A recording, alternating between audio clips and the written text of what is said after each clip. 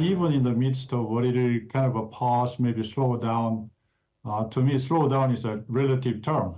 Slow down from 35, 40% to 2025 is in fact, I think, what we are talking about in terms of EV battery and cathode demand forecast going forward. Because if you look at the even conservative forecast of EV penetration by 2030, it will be over 50%.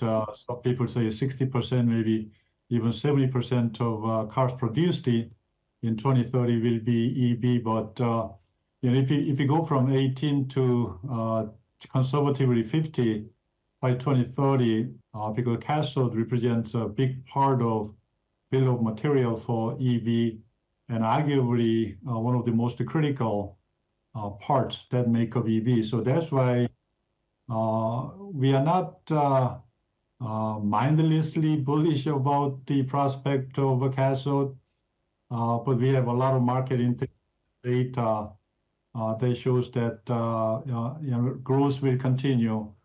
It's a matter of how much it grows. So we are relatively bullish, but cautiously optimistic about path forward.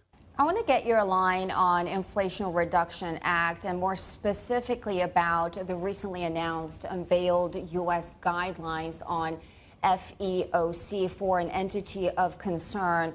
It probably lifted a lot of uncertainties, but that also means that you have to make some adjustments when it comes to your investment plans, the business partnerships, and so on, especially in China. How do you react to that? What kind of challenge is this for LG Chem?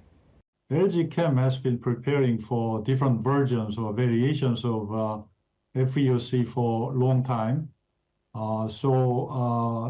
Frankly, none of the recent announcement is quite surprising to us.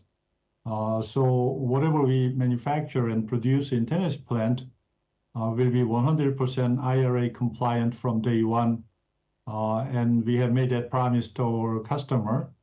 In case of metal, we will also diversify our source of metal, such as nickel and lithium and others, so that we source from U.S. Source of supply, and we are also sourcing those metals from other countries that has FTA, a free trade agreement with the United States.